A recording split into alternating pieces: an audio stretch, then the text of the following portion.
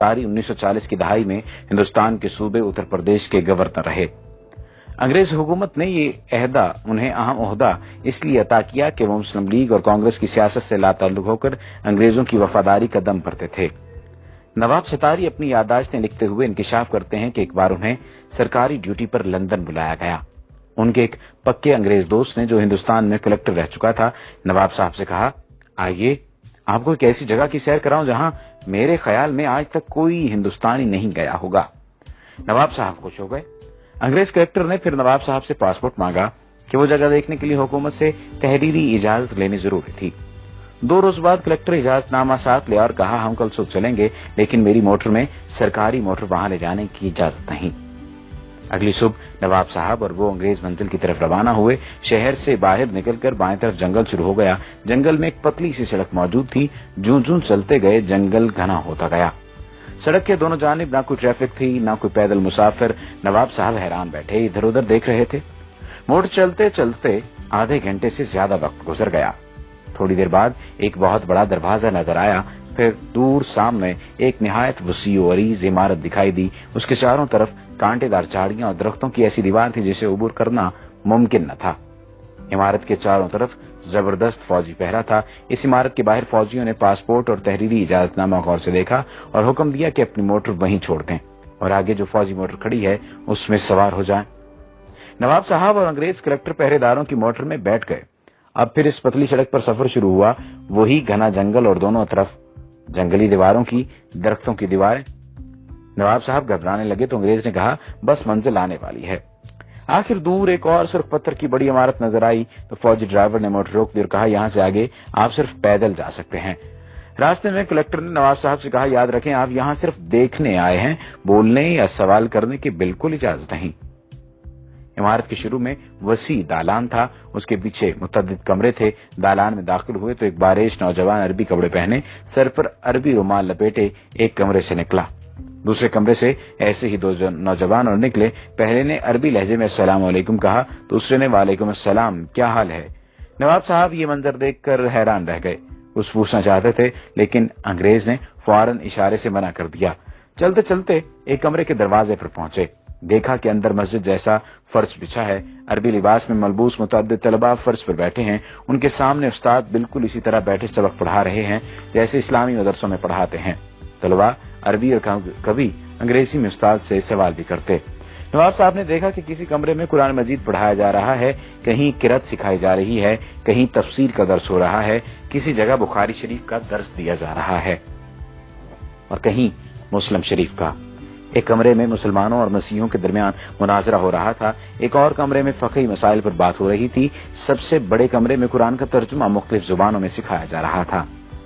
उन्होंने नोट किया कि हर जगह बारीक मसले मसाइल पर जोर है, मसलन गुस्ल का तरीका, वुजू, रोजे, नमाज और सजदे साहब के मसाइल, विरासत और रज़ात के झगड़े, लिबास और दाढ़ी की उज़्क़ता, गा गा कर आयात पढ़ना, गुस्ल खाने के आदाब, घर से बाहर जाना, लौंडी और गुलामों के मसाइल, हज के मनासिक, बकरा दुम्बा कैसा हो, छुरी कैसी हो, दुम्बा हलाल है या हराम, हज और कज़ा नमाजों की बहस, ईद का दिन कैसे तय किया जाए और हज का कैसे, मेज पर बैठकर खाना, पतलून पहनना जायज है या नाजायज, औरत की पाकी और नापाकी के झगड़े, हुजूर की मेराज रूहानी थी या जिस्मानी, इमाम के पीछे सूरह फातिहा पढ़ी जाए या नहीं, तरावी 8 है या 20, नमाज के दौरान वुजू किया जाए तो आदमी क्या करे, वुजू टूट जाए तो आदमी क्या करे, सूद मुफरत जायज है या नाजायज वगैरह।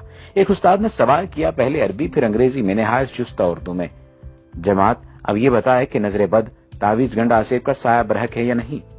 35-40 की जमात बैक वक्त बैक आवाज पहले अंग्रेजी में बोली ट्रू ट्रू, फिर अरबी में यही जवाब और फिर उर्दू में।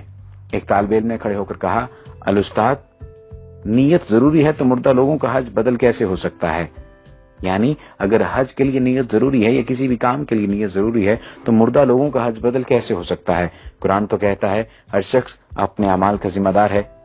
उस्ताद बोले, कुरान की बात मत करो, रिवायात, विरद और इस्तिखारे में मुसलमानों का ईमान पक्का करो, सितारों, हाथ की लकीरों, मुकद्दर और नसीब में उन्हें उलझाओ।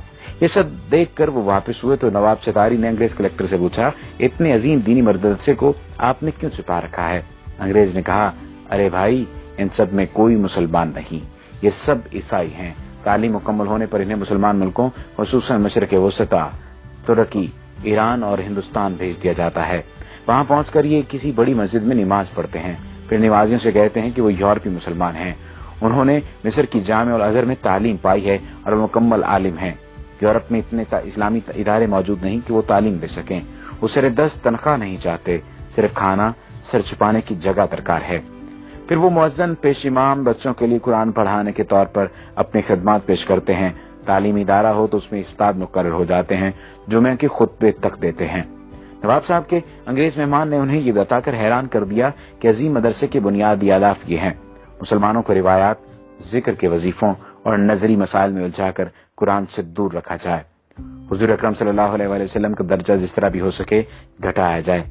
कभी ये कहो कि आप सल्लल्लाहु अलैहि वसल्लम नौज बिल्लाह रिजल मशहूर यानी जादू ज़दा थे। उस अंग्रेज ने ये इंकिशाफ भी किया कि 1920 में रंगीला रसूल नामी किताब राजपाल से इसी इदारे ने लिखवाई थी। इस तरह कई बरस पहले मिर्जा गुलाम अहमद कादियानी को झूठा नबी बनाकर खड़ा करने वाला यही इदारा था। इनकी किताबों की बुनियाद लंदन की इस इमारत से तैयार होकर जाती थी। खबर है कि सुलेमान रुश्दी की किताब लिखवाने में भी इसी इदारे का हाथ है। खुदाया ऐसा न हो कि मगरब रहन में ही हमारा मेरा समाज रख ले। है फितना परवर निजाम आलम तो अपने मुस्लिम की लाज रख ले। अब जंगल की हवेली के एक मकीन से मुलाकात कीजिए। ये वाकया मेरे दोस्त हुसैन अमीर फरहाद के साथ कुवैत में पेश आया। वाकया उन्हीं की जुबानी सुनिए। ये 1979 का वाकया है। इन दिनों में कुवैत की कंपनी में मंदूबे ताल्लुकात आमा यानी अफसर ताल्लुकात आमा मौजूद था, यानी पब्लिक रिलेशनिंग ऑफिसर। हमारी कंपनी के डायरेक्टर ने श्रीलंका से घर के कामकाज के लिए खादमा मंगाई। दूसरे दिन मुझसे कहा, इस खादमा को वापस भेज दो, वो हमारे किसी काम की नहीं, क्योंकि अरबी जानती है ना ही अंग्रेजी। मैं इसके दस्तावेजात लेकर मुतलका जगह पहुंचा तो पता चला कि फिलहाल श्रीलंकन सफारत मौजूद नहीं, अलबत्ता बरतानवी श्रीलंकन बाशिंदों के मामलात देखते हैं। ब्रिटिश कौंसिल में इस्तकबालिया क्लर्क ने मेरा कार्ड देखा तो मिस्टर विल्सन से मिलाया। वो बड़े इत्तेफाक से मिले और बिठाया। जब उसने अंदाजा लगाया कि मैं भारतीय पाकिस्तानी हूं तो उर्दू में कहा, मैं क्या खिदमत कर सकता हूं। मैंने श्रीलंकन खादमा के मुतालिक बताया तो उसने कहा, कोई मसला नहीं, इसे हम रख लेंगे, आपका जो खर्च आया वो हम अदा करेंगे। ये बताओ कहां के रहने वाले हो। मैंने कहा, पाकिस्तान। वो बोला, वो तो बहुत बड़ा मुल्क है। मैंने कहा, पिशावर का रहने वाला हूं। पश्तो में पूछा, कौन सी जगह। मैंने बताया, नौशहरा। जब मैंने गांव का नाम बताया तो उसकी आंखों में अजीब चमक पैदा हो गई। फिर वो मुख्तलिफ लोगों को पूछने लगा। मैंने बताया कि कौन मर गया है और कौन जिंदा है। मैंने सोचा हो सकता है नौशहरा छावनी में मुलाजमत करता रहा हो, लेकिन उसकी उम्र ज्यादा नहीं थी। उसने कहा, कुछ और कहानी सुनाई। फिर उसने काफी मंगाई। फिर इंटरकॉम पर क्लर्क से कहा कि इसके पास किसी को मत भेजना। वो इतना खुश था कि मैं बयान नहीं कर सकता था। उसकी खुशी दीदनी थी। कॉफी के दौरान उसने बताया, मैं आपके गांव मोहल्ला ईसा खेल में 4 साल तक पेश इमाम रहा हूं। मैंने पूछा, क्या आप मुसलमान हैं? वो बोला, मैंने 4 साल तक आपके गांव का नमक खाया है। आपके गांव वालों ने मुझे बड़ी इज्जत दी। मैं आपसे झूठ नहीं बोलूंगा, मैं ईसाई हूं, यानी अहले किताब। उसके बाद मेरा उसके यहां आना जाना रहा। वो मुझे अपना हम वतन समझता रहा और तकरीबन मेरा हम उम्र था। ताज्जुब की बात यह है कि वो हमारे यहाँ पाकिस्तान बनने के बाद रहा था।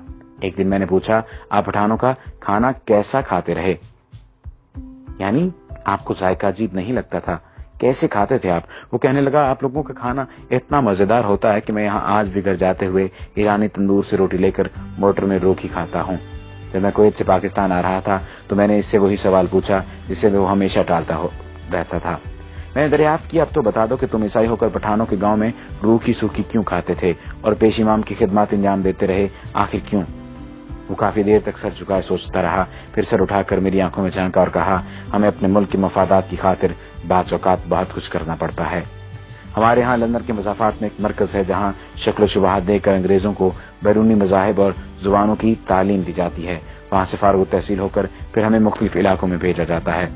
गांव आकर मैंने मोहल्ला ईसा खेल के बुजुर्गों को ये वाक़या सुनाया तो एक बूढ़े तालिब गुल ने कहा, मुझे शक पड़ा था मगर सब कह रहे थे कि ये चित्राली है। वहां अक्सर चित्राली मौलवी पेश इमाम हैं, वो भी गोरे हैं, बिल्कुल अंग्रेजों की तरह। फिर तालिब गुल ने कहा, चलो भाई अब 4 साल की नमाजें लौटाएं जो हमने अंग्रेज के पीछे पढ़ी, खाना खराब हो उसका। जब मैंने जंगल की हवेली के मुतालिक पढ़ा तो मुझे यकीन हो गया कि मिस्टर बैलन जरूर जंगल की हवेली का परवरदा था। ये मजमून 90 की दहाई में उर्दू डाइजेस्ट में शाया हुआ था। यहूद व हनूद की साजिशें बदस्तूर जारी हैं। یہ مضمون اس نیت سے ضروری ترمیم اور اضافے کے ساتھ دوبارہ بھی شائع کیا گیا تاکہ سادہ لوگ مسلمان باخبر رہیں کہ دشمن انہیں کمزور کرنے کے لیے